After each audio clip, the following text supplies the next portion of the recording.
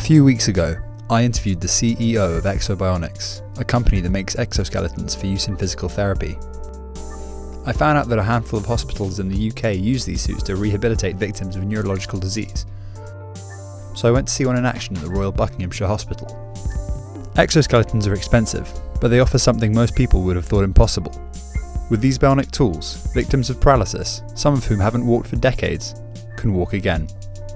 Stephen has been paralysed from the chest down for almost 7 years.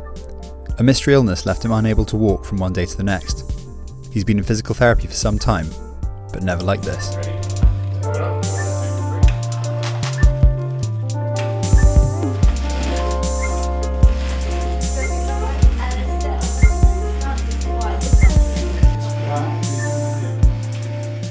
So when you get discharged from a spinal hospital, if you're paralysed, you get something called a standing frame, and they encourage you to stand every day in a standing frame for at least half an hour, which I've kept up religiously since I left hospital nearly 7 years ago. Since I've come here, using the bionic suits, that's all changed, because there's no comparison between just standing in a standing frame and using a bionic suit. Walking with exoskeletons has helped Stephen's rehabilitation, but it's given him an even bigger psychological boost.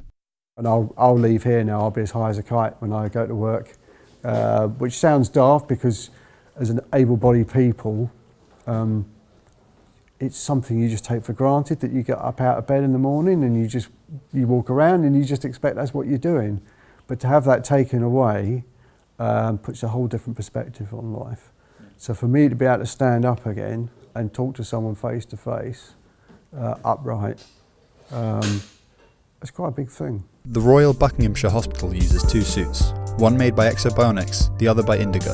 At the moment, both suits are used exclusively as therapeutic aids, but in time, we could see these companies, or others, make exoskeletons for other purposes. Exobionics is already doing research on military and industrial applications, while Indigo seems to be focusing on suits for everyday use. That could transform the lives of people like Steve.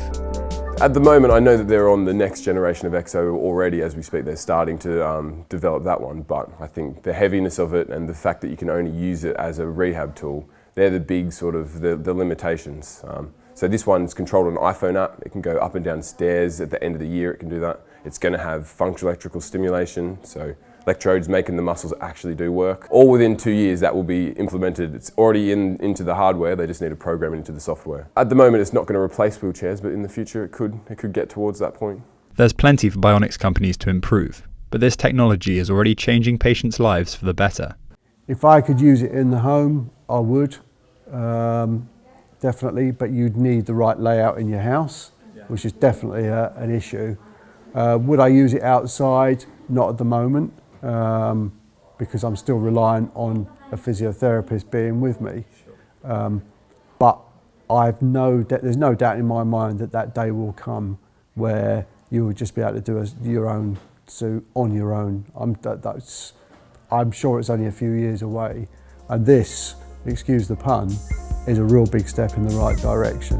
Exoskeletons aren't in everyday use yet, but as they become smaller and cheaper, we'll start seeing them more and more. Not just in hospitals, but in factories, on battlefields, and even in everyday life.